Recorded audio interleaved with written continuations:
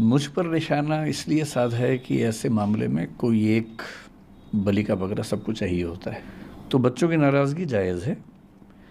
इंदर नगर की coach Vikas Devi Kirti ji, thank you sir, thank you आने के शुक्रिया, लिए एएनआई में। शुक्रिया नमन।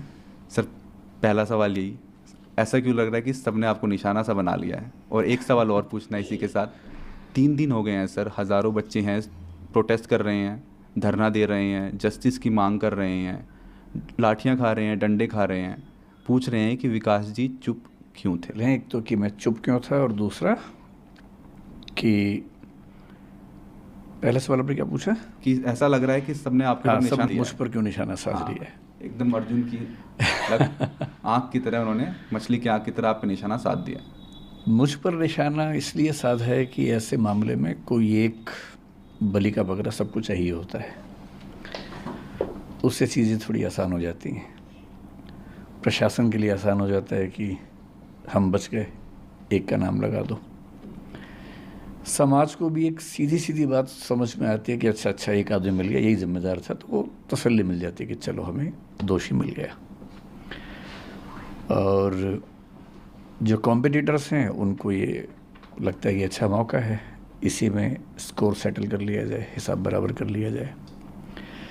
जो बच्चे हैं, बच्चे जिस इमोशनल टर्बुलेंस से गुजर रहे हैं, उनकी नाराज़गी की वजह यह है कि मैं उनके साथ क्यों नहीं खड़ा हूँ। तो बच्चों की नाराज़गी जायज़ है, लेकिन जो सीलिंग का एक्शन है मेरे ख्याल से 50 से ऊपर इंस्टीट्यूट्स पे हुआ, उसमें एक नाम हमारा भी है।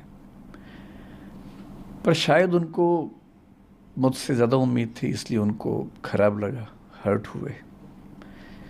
तो नाराज़गी पूरी मुझ पे फूटी है, और मैं इस बात से बहुत संतुष्ट हूँ, अच्छा महसूस कर रहा हूँ कि सारा रोष मुझ पर है। कम से कम मैं इस बात को लेकर निश्चिंत हूँ कि वो मानते हैं कि मुझे उनके साथ और सही पक्ष में खड़ा होना चाहिए था।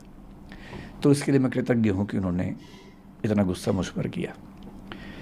मीडिया ने गुस्सा क्यों किया? क्योंकि चैनल्स को व्यूज़ चाहिए, और जिसके नाम पे व्यूज़ मिलते हैं, अभी तुक्के से पिछले कुछ समय से मुझे व्यूज़ मिल रहे हैं, तो मेरा नाम लिख के गाली देने में व्यूज़ ज़्यादा मिलते हैं, इसलिए मेरा नाम सबसे ऊपर रहता है।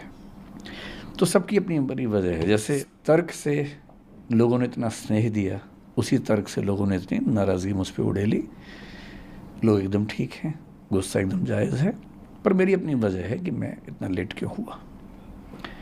आपका ये है कि मैंने इतने समय तक कोई प्रतिक्रिया क्यों नहीं दी। इसकी 2 वजह हैं। एक तो मेरा स्वभाव, क्योंकि मैं भावनात्मक मामलों में बहुत मुखर और एक्सप्रेसिव नहीं हूँ।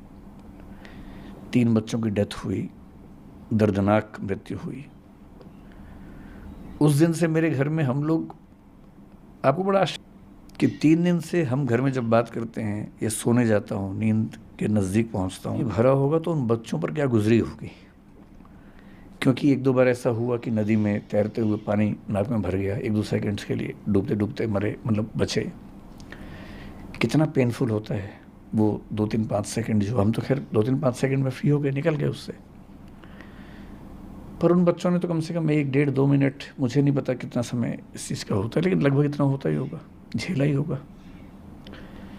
उम्मीदों की जब आखिरी कड़ी टूटी होगी, जब टेबल पे चढ़े होंगे बचने के लिए और पानी इतना सारा आ गया होगा। मेरी इस पूरे प्रकरण में मूल चिंता उस अनुभव को महसूस करने की है, और वो दुख है। तो ऐसे दुख में कैसे उनसे मिलूं।